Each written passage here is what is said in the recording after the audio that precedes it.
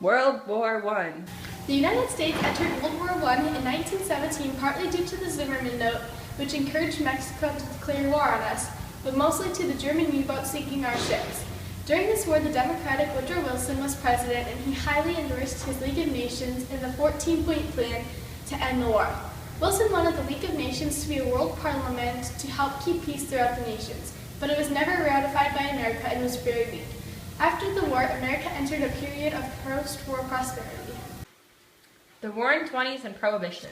In 1919, Prohibition was enacted with the 18th Amendment. Most of the people who advocated for this cause were women who were tired of having drunk husbands. This amendment changed society because the employment rate increased, but organized crime and gang violence also increased. As the decade turned into the 1920s, more of society changed. Women took on a new role by being flappers who wore their hair and clothes short and danced the day away.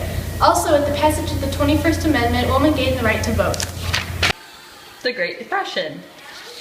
In 1929, the Great Depression began with the stock market crash, which was due to too many people buying on credit and not paying back their debt. It was also due to the U.S.'s foreign isolationist policy. During this time, many people were left on the streets with nothing left to their names.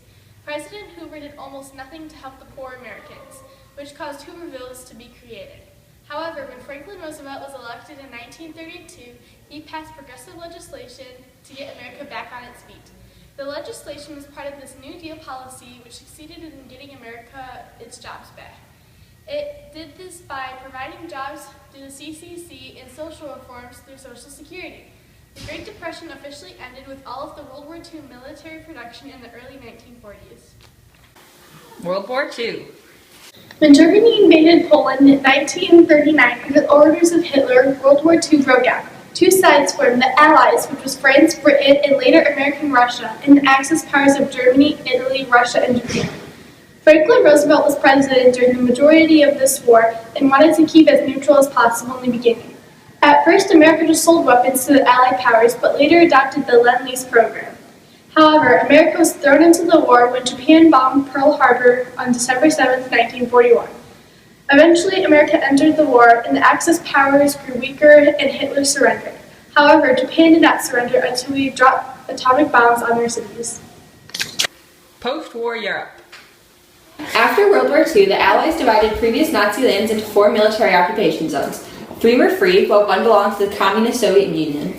The Soviet Union used their spheres of influence to bring these countries into the Soviet Union as satellite states, which would serve as a line of defense between Russia and the Western world. The Soviets further angered the West with their Iron Curtain and construction of the Berlin Wall, which led to the Berlin Airlift, where the U.S. had to provide supplies to the citizens of Berlin for almost 1 year. The Cold War had begun. Containment in the arms race. One main support for the Cold War was the idea of containment, presented by George Kennan. The U.S. felt the duty to contain communism and protect those who felt threatened by it, such as the citizens of Turkey and Greece. The Truman Doctrine placed protection in both countries with American funds. The idea of needing to be a superior world power also spurred great amounts of technological advancements. The space race lasted nearly 20 years and led to the creation of NASA. Military spending. During the Cold War, the military policies of the United States were often changing. A basic idea of massive retaliation was present and almost ensured an absence of actual conflict, as both the United States and the Soviet Union knew that if they attacked, the other would annihilate them. Military spending was not as static. Eisenhower embraced a policy called his military-industrial complex, which ramped up military spending, although the United States was not at war. As the national debt continued to rise, Kennedy and McNamara switched to a plan of flexible response. Cuban Missile Crisis. The Cold War reached its climax with the Cuban Missile Crisis in the early 1960s. The Soviet Union placed missile heads in Cuba and refused U.S. pleas for their removal.